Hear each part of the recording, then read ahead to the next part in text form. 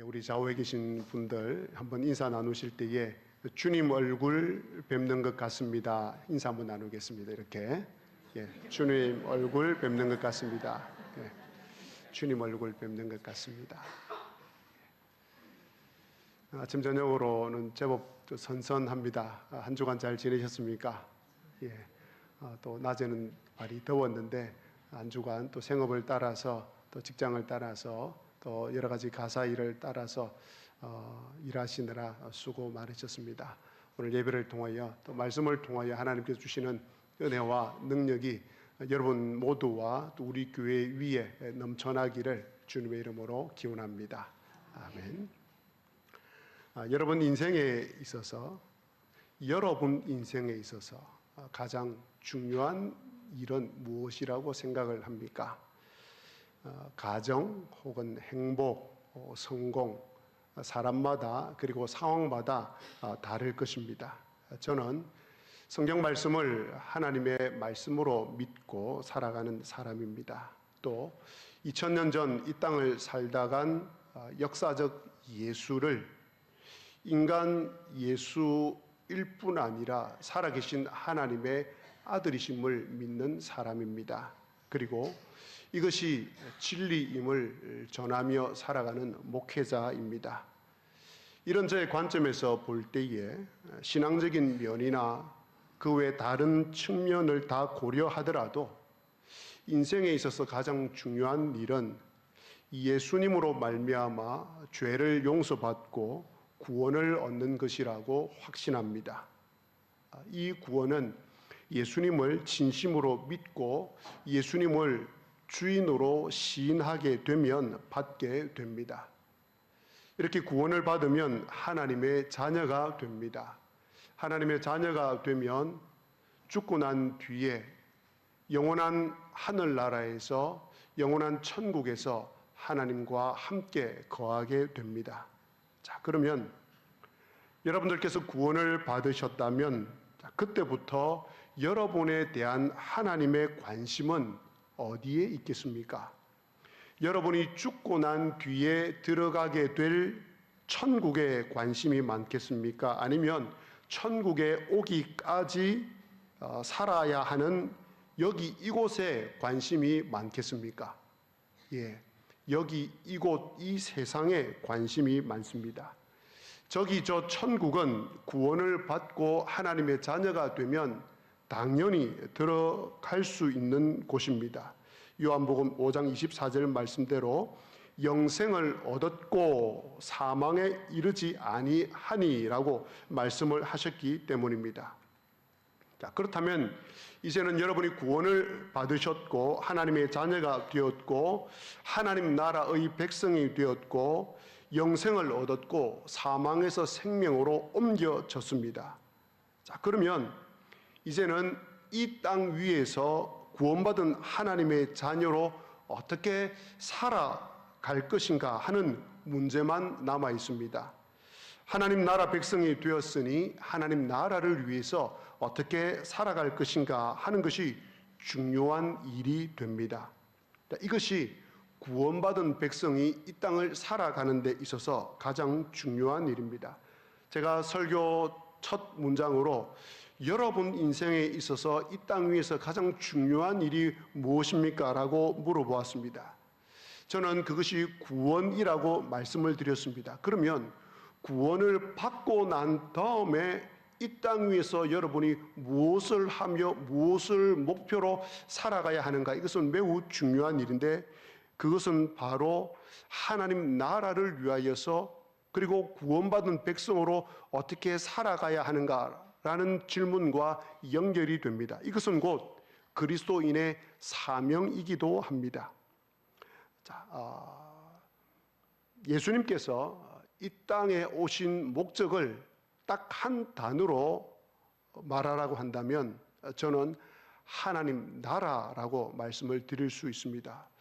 목사님, 제일 중요한 것이 구원이라고 말씀하셨는데 구원이 아니고 하나님 나라입니까? 라고 혹시 반문할 수 있는 분도 있습니다. 그러나 우리가 조금 더 깊이 들어가서 살펴보면 하나님 나라와 이 구원은 그 뿌리를 같이 하고 있습니다. 그런데 오늘은 하나님 나라 관점에서 생각을 해 보겠습니다. 제가 이 하나님 나라 관점에서 살펴보는 이유는 사복음서에 예수님께서 이것을 가장 강조하셨고 계속 강조하셨기 때문입니다.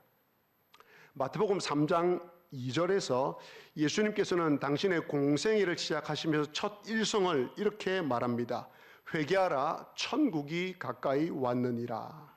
그리고 마가복음 1장 15절에서 예수님의 공생의 첫 일성은 때가 찼고 하나님의 나라가 가까웠으니 회개하고 복음을 믿으라 였습니다. 그리고 누가복음 4장 43절에서는 예수님께서 이 땅에 오신 목적을 다음과 같이 분명하게 말씀해 주셨습니다.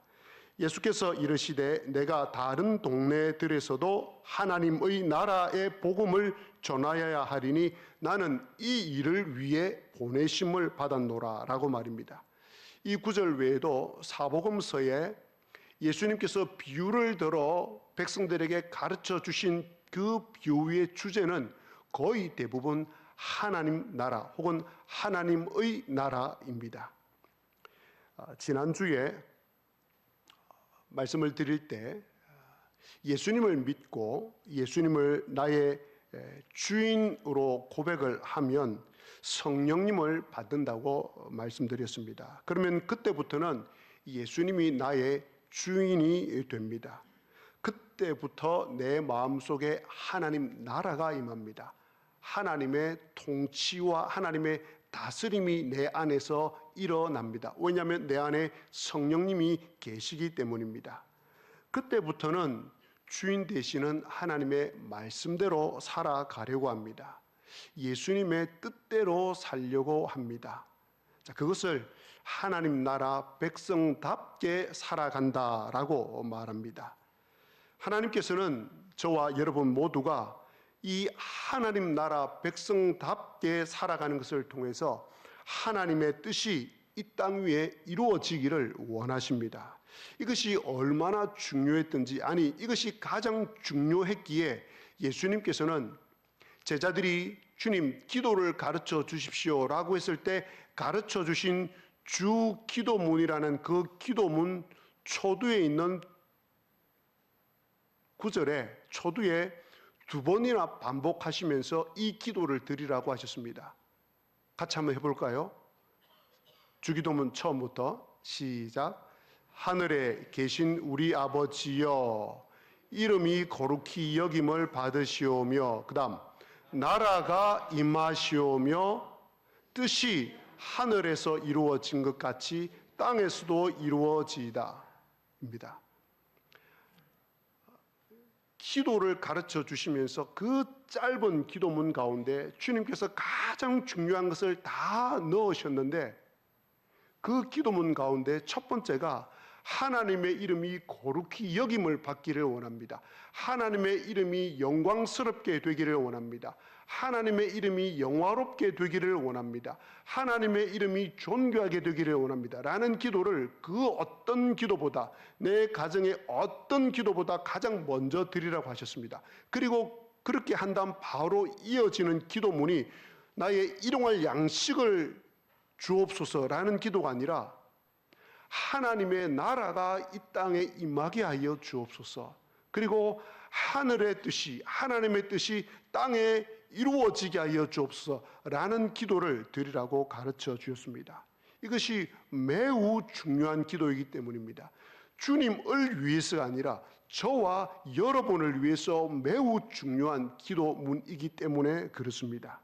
이것을 에베소서에서는 더 분명하게 말씀을 하고 있습니다. 에베소서 1장 7절을 보시면 우리는 그리스도 안에서 그의 은혜의 풍성함을 따라 그의 피로 말미암아 속량 곧 죄 사함을 받았느니라 라고 기록을 하고 있습니다. 자, 그리고 그 다음 8절에는 이는이라고 연결을 하고 있습니다. 즉 죄 사함을 받은 이유는, 즉 우리로 하여금 죄 사함을 받게 한 이유는 이는이라고 하면서 그 이유를 8절에서 들려주고 있습니다. 에베소서 1장 8절입니다. 이는 그가 모든 지혜와 총명을 우리에게 넘치게 하사 그 뜻의 비밀을 우리에게 알리신 것이요 라고 이야기합니다. 우리를 죄 사함을 받게 하신 이유는 모든 지혜와 총명을 우리에게 넘치게 하사 하나님의 그 뜻의 비밀을 우리에게 알려주셨다라고 이야기합니다. 그리고 그 하나님의 뜻의 비밀, 감추어둔 그 신비한 비밀이 무엇인가? 그것이 10절로 연결을 해주고 있습니다. 에베소서 1장 10절입니다. 하늘에 있는 것이나 땅에 있는 것이 다 그리스도 안에서 통일되게 하려 하심이라. 자, 이것을 제가 8절부터 10절을 요약해서 말씀을 드리면, 우리가 예수님을 믿고 죄 사함을 받은 이유는 죄 사함을 받은 저와 여러분을 통하여서 하늘에 있는 것과 땅에 있는 모든 것이 그리스도 안에서 하나가 되게 하려 하기 위함입니다. 풀어 설명하면 주기도문에 나와 있는 말씀대로 하늘의 뜻이 땅에서도 이루어지도록 하게 하기 위하여서 우리로 하여금 죄 사함을 받게 하셨다는 것입니다. 우리로 하여금 죄 사함을 받게 한 이유로 그냥 가만히 놔두신 것이 아니라 죄 사함을 받게 한 다음에 하늘의 뜻이 땅에 이루어지는 이 삶을 살아가도록 하셨습니다. 자, 그리고 또 하나 더 살펴보겠습니다. 에베소서 이어지는 1장 11절에 보면 이런 말씀이 있습니다. 모든 일을 그의 뜻의 결정대로 일하시는 이의 계획을 따라 우리가 예정을 입어 그 안에서 기업이 되었으니 라고 말씀합니다. 즉 우리가 예정을 입어 하나님의 택함받은 자녀가 된 것은 모든 일을 하나님의 뜻대로, 그분의 뜻대로 결정하시는 그 하나님의 계획을 따라 우리가 예정을 입어 하나님의 택함받은 자녀가 되었습니다. 그리고 그 하나님 안에서 기업이 되었습니다. 기업이 되었다는 말은 하나님의 상속자, 즉 하늘나라를 물려받을 수 있는 상속자가 되었다라고 이야기하고 있습니다. 자, 그러면서 이렇게 말해놓고 사도 바울은 12절에 이는 이라고 말합니다. 즉 우리가 예정을 입어 하나님의 기업, 하나님의 상속자가 된 것은 하면서 12절에 그 이유를 밝히고 있습니다. 그 이유가 뭐라고 말합니까? 12절입니다. 이는 우리가 그리스도 안에서 전부터 바라던 그의 영광의 찬송이 되게 하려 하심이라.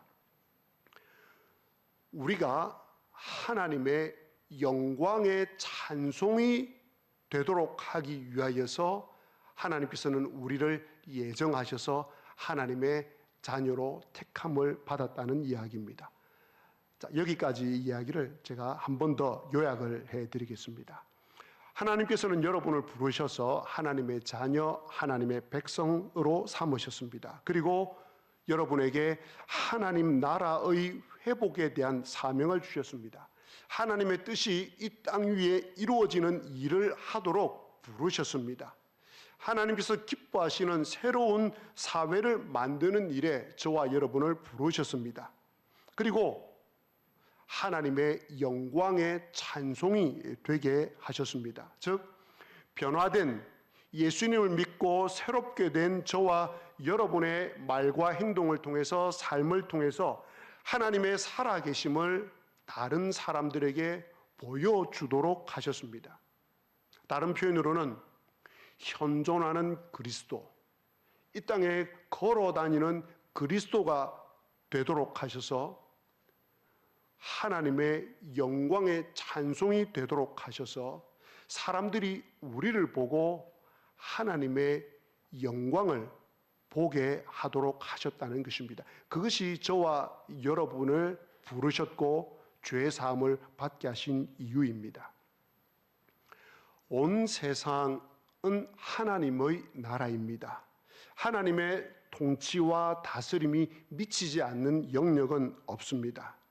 그렇다면 저와 여러분이 살아가고 있는 우리나라와 하나님께서 특별히 나라와 하여금 이 땅에 태어나게 하신 이 대한민국과 대한민국을 포함하여서 세계 여러 나라들 가운데 행해지는 정치, 경제, 사회, 문화, 외교, 국방, 이 모든 것은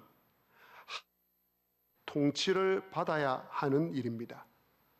그러므로 우리 모두는, 하나님의 자녀된 우리 모두는, 하나님 나라를 위해서 부름받은 저와 여러분은 이 모든 일에 관심을 가져야 합니다. 이 모든 영역에 하나님께서 기뻐하시는 뜻이 이루어지도록 기도해야 합니다. 때로는 적극적으로 참여해야 됩니다.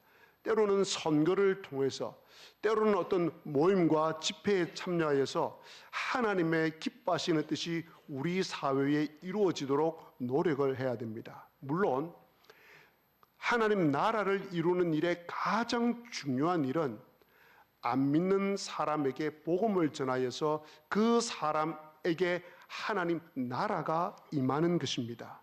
그러면서 동시에 내가 하는 생업과 내가 가지고 있는 은사와 또 시간과 재능과 물질을 통해서 이 세상, 즉 하나님의 세상, 하나님의 나라가 하나님께서 기뻐하시는 새로운 사회가 되는 일에 우리는 그 모든 것을 사용해야 합니다.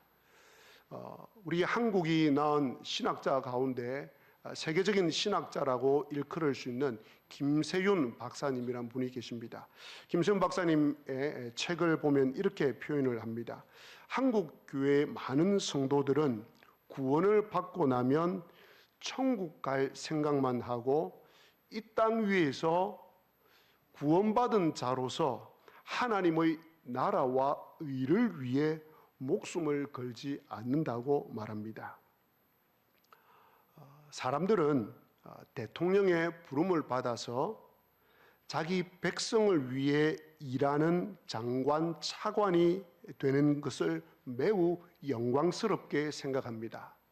혹시 이 가운데 정계에 계셨던 분이 있을지 모르겠지만 제가 정계에 계신 분의 이야기를 들어보면 새로운 대통령이 당선되고 나면 대통령을 만들기 위해서 노력했던 많은 유명 인사들은 그날부터 휴대폰을 매일 매 순간 쳐다보고 있는답니다. 대통령 비서실에서 전화가 올까 싶어서 말입니다. 그래서 대통령으로부터 부름을 받아서 입각을 하여서 이 나라와 백성을 위해서 자기가 가지고 있는 그 포부를 한번 펼치고 싶어하는, 대통령을 위해서 그리고 국민을 위해서 한번 일해보고 싶어 한다는 것입니다. 그것을 매우 영광스럽게 생각을 합니다. 그런데 저와 여러분은 참으로 부족하고 허물이 많은데 도무지 감당할 자격이 없는 사람들인데 하나님께서는 저와 여러분을 하나님 나라의 회복을 위해서 하나님의 새로운 사회를 만드는 일에 저희들을 불러주셨습니다. 이것이 얼마나 영광스러운 일인지 모릅니다. 그래서 오늘 바울 사도는 에베소 지역의 회당에서 석 달 동안 하나님의 나라에 관해서 강론을 하였습니다. 그리고 또 2년 동안 두란노 서원에서 날마다 하나님의 나라를 강론했다고 오늘 성경은 기록하고 있습니다. 자, 그러면 여기서 잠시 생각을 해보겠습니다. 우리가 살고 있는 세상은 폭력과 거짓과 속임과 비방과 탐욕과 무정함과 교만이 가득한 곳입니다. 그런 세상 속에서 과연 하나님의 나라를 회복시킬 수 있겠습니까? 하나님의 영광의 찬송이 되는 삶을 살아갈 수 있겠습니까? 어떻습니까? 거의 불가능하다고 생각 들지 않습니까?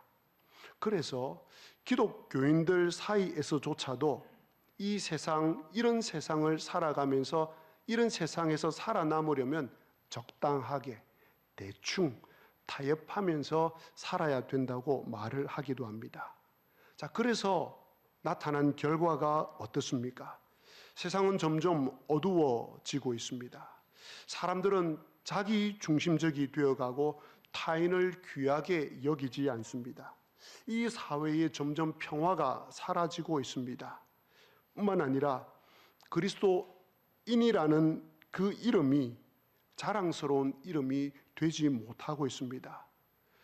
어디 식당 가서 갑자기 만난 사람이 저에게 목사님 하고 반가이 부르면 예전에는 그러지 않았는데 요즘은 왠지 내가 그리스도인이라는 이 이름이 혹은 목회자라는 이름이 믿지 않는 사람들 사이에 불려질 때 예전과는 다르게 왜 부끄러운 생각이 들까라는 마음이 듭니다.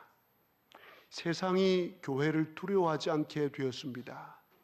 교회에 임한 하나님의 영광이 땅에 떨어졌습니다. 그래서 교회가 쇠퇴하기 시작했습니다. 전도의 문이 막혔습니다. 그런데 오늘 하나님께서는 그리스도인으로 살아가기가 지금보다 비교할 수 없이 힘든 로마 시대에, 바울이 살던 이 시대에 하나님 나라가 어떻게 회복되는지를 보여주십니다.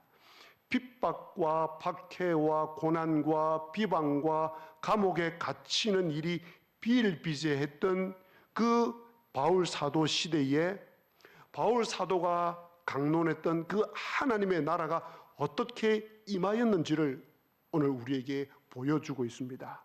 제가 들려드리는 이 내용, 하나님 나라가 어떻게 임하고 어떻게 회복되는지를 잘 한번 들어보시기를 바랍니다. 첫째는 하나님께서 바울의 손으로 놀라운 능력이 나타나게 하십니다. 바울이 가지고 있는 손수건이나 앞치마를 병든 사람 위에 얹으면 그 병이 떠나기도 하고 악귀가 나가기도 했습니다. 제가 바울 사도가 사용하던 손수건을 가지고 오고 싶었는데 그것이 없어서 제가 사용하는 손수건을 가지고 왔습니다. 조금 더 마음속에 새기자라는 의미로 제가 사용하던 손수건인데 이것을 바울의 손수건이라고 생각을 해 보시기 바랍니다. 이 바울이 지니고 있던 이 손수건을 병든 사람에게 얹으면 병이 낫고 악귀가 떠났습니다. 그리고 바울 사도가 그 일할 때 사용하던 그 앞치마, 설거지할 때 앞치마가 아니고 그 천막 짓는 일을 할 때에 사용하던 그 앞치마를 병든 사람이나 또 악귀가 들린 사람에게 얹으면 악귀가 떠나고 병이 나았습니다. 둘째로 마술사가 항복을 했습니다. 당시 에베소에는 돌아다니면서 마술을 행하는 사람들이 있습니다. 특별히 그 마술을 행하던 어떤 유대인들이 시험 삼아서 악귀 들린 사람에게 마술이 아니라 주 예수의 이름을 이용하여서 귀신을 쫓아내려고 시도를 했습니다. 왜냐하면 바울 사도가 말을 하지도 않고 주 예수의 이름으로 말도 하지 않고 그냥 바울 사도가 사용하는 손수건만 얹었는데도 악귀가 떠나가는 것을 그들이 보았거든요. 그러니까 그들이 주 예수의 이름을 사용해서 악귀를 쫓아내려고 했던 것입니다. 그 중에 스게와라는 유대인 제사장의 7 아들도 이런 일을 행하였습니다. 그런데 이런 일을 행하자 귀신이 이 7 아들에게 달려들면서 이렇게 말합니다. 15절과 16절입니다. 악귀가 대답하여 이르되 내가 예수도 알고 바울도 알거니와 너희는 누구냐? 악귀 들린 사람이 그들에게 뛰어올라 눌러 이기니 그들이 상하여 벗은 몸으로 그 집에서 도망하는지라. 참고로 우리는 여기서 믿지 않는 사람을 마귀가 지배하고 장악하는 장면을 볼 수 있습니다. 마귀는 지금도 이처럼 불신자들 안에서 자유롭게 역사하고 있습니다. 지금도 우리 주변에 이런 영적인 전쟁이 일어나고 있습니다. 자, 셋째로 이 일로 놀라운 결과가 나타납니다. 에베소에 사는 유대인들과 헬라인들이 이 일을 보고 두려워하여서 주 예수님의 이름을 높인 것입니다. 예수님을 믿는 사람들이 주 예수의 이름을 높인 것이 아니라 이 사건을 보고 에베소에 있는 믿지 않는 유대인들과 헬라인들이 보고 두려워해서 와, 바울 사도가 믿는 예수는 대단한 신이다라고 예수 그리스도의 이름을 높인 것입니다. 또 믿는 사람들이 많이 와서 자복하고 그들의 행한 일을 드러내었습니다. 이들은 어떤 사람입니까? 예수님을 믿은 후에도 돈을 벌기 위해서 주술을 사용하여서 마술을 행하였던 사람들입니다. 오늘날로 치면 예수님을 믿고서도 여전히 점치러 다니고 사주팔자 보고 관상 보고 구철하던 하던 사람들이었는데 그 일을 다 회개하고 그만두었다라는 의미입니다. 또 심지어 마술을 행하던 사람들이 자기들이 가지고 있는 마술책을 가지고 와서 모든 사람 앞에서 다 불살라 버렸습니다. 이 사건은 오늘 하나님께서 보여주신 가장 놀라운 하나님의 능력을 나타내는 사건입니다. 사실 저와 여러분들은 이 당시에 마술사들이 행한 그 일들을 볼 수 없습니다. 오늘날 TV에서 방영되는 그런 마술과는 좀 더 차원이 다릅니다. 주술적인 능력에 가깝습니다. 이 마술의 능력은 은밀성에 있습니다. 마술사들이 자기들이 사용하는 주문과 그리고 기술이 적혀 있는 책이 있습니다. 그 책은 자기들만 사용하는 것이기 때문에 은밀히 감추어 놓고 있습니다. 그런데 이 책이 없으면 자신의 능력이 사라지고 맙니다. 그런데 이들은 바울을 통해 나오는 하나님의 능력을 맛보고서는 자신들의 능력, 마술의 능력을 포기하고 버립니다. 이런 책들은 그 당시 매우 비싼 값에 팔리기도 해서 경제적 가치가 매우 높았습니다. 그런 책들을 모두 다 가지고 나와서 불태워 버렸습니다. 오늘 말씀해 보니 그 책값이 무려 은 5만이나 되었습니다. 오늘날과 비교할 수는 없는 아주 큰 가치의 금액인데 그 모든 책들을 불살랐습니다. 자, 여러분, 이 세 가지 사건을 통해서 한번 보시기 바랍니다. 당시 에베소 지역의 마술의 권세, 정치적 권세, 종교적 권세보다 주 예수님의 이름의 권세가 그 모든 권세보다 강하다는 것이 드러났습니다. 그 결과 에베소의 문화가 바뀌고 있습니다. 마술 문화가 예수님의 권세로 사라지고 있습니다. 그리고 다음 시간에 나옵니다마는 이 에베소의 주신이었던 아데미 신상을 섬기던 아데미 신을 섬기던 사람들이 치명타를 맞습니다. 그 이야기는 다음 시간, 다음 주일에 들려드리겠습니다. 정말 놀라운 일이 아닐 수 없습니다. 누가는 오늘 사건을 이렇게 정리를 하고 있습니다. 20절입니다. 주의 말씀이 힘이 있어 흥왕하여 세력을 얻으니라. 우상이 가득한 에베소 도시에 복음을 전하면 비방과 감옥의 갇힘과 매맞음이 있던 그 시대에 하나님의 말씀이 눈에 띌 정도로 효력이 나타났던 것입니다. 믿는 사람들의 수가 많아져서 에베소 지역에 힘을 떨쳤던 것입니다. 바로 없기는 우리 주 예수 그리스도의 능력이 저와 여러분에게 나타나서 우리 지세포와 이룸면과 여러분들이 거주하고 있는 지역에 주 예수 그리스도의 이름이 권세를 얻으시고 주 예수 그리스도의 능력이 나타나서 하나님의 이름이 높임을 받게 되시기를 주님의 이름으로 기원합니다. 하나님의 이 새로운 사회가 그렇다면 이 땅에 세워지는 것은 불가능하지 않습니다. 하나님의 뜻이 이 땅에 이루어지는 것은 불가능하지 않습니다. 하나님의 영광의 찬송이 되는 삶을 사는 것이 불가능하지 않습니다. 우리가 이 땅 이 시대에 하나님의 영광의 찬송이 되는 것 또한 불가능하지 않습니다. 세상의 타락한 문화가 하나님께서 기뻐하시는 새로운 문화로 바뀌는 것 또한 불가능하지 않습니다. 가능합니다. 바울 이어서가 아닙니다. 바울의 손수건이 있어서야만 되는 것이 아닙니다. 바울의 손수건 때문에 이런 놀라운 역사가 일어난 것이 아닙니다. 무엇 때문입니까? 하나님의 능력이 바울 사도와 함께 했기 때문에 그렇습니다. 그 바울 사도와 함께 하신 하나님의 능력이 나와 함께 하시면 오늘 말씀에 나오는 것과 같은 놀라운 일들이 저와 여러분과 우리 교회의 이 지역에 일어날 줄로 믿습니다. 그런데 그 하나님의 능력이 나를 통하여 나타나려면 하나님 나라의 방식대로 한 발자국씩 내딛어야 합니다.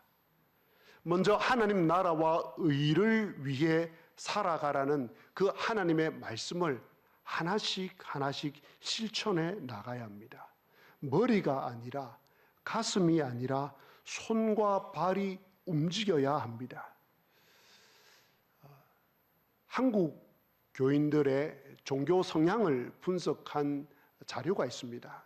그 자료를 보면 한국 교인들은 은혜를 받고 감동을 받으면 신앙생활이 상승한다고 생각을 한다고 합니다.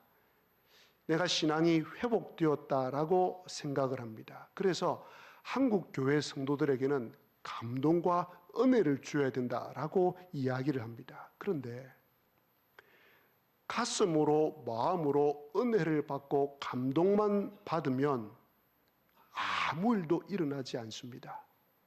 받은 은혜와 감동을 손과 발로 실천하지 않으면 하나님의 능력이 나타나지 않습니다.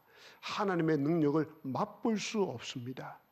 하나님의 나라와 하나님의 의가 이 땅에 이루어지지 않습니다.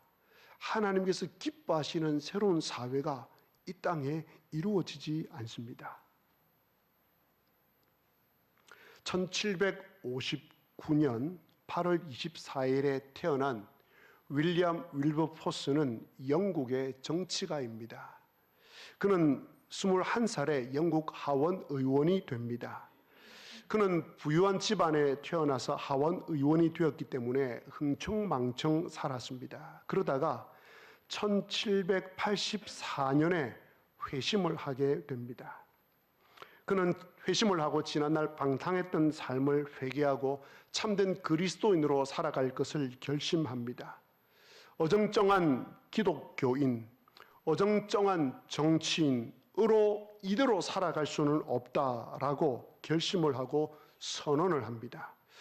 그리고 일상에서 그리스도인으로 살아야 한다는 것을 깨닫고 자신이 정치인이기 때문에 정치인으로서 하나님 나라를 위해서 무엇을 해야 될까 고민을 합니다. 그러다가 하나님 나라의 모습과 가장 많이 벗어난 제도인 영국의 노예 제도를 폐지하는 일을 자신의 사명으로 삼습니다.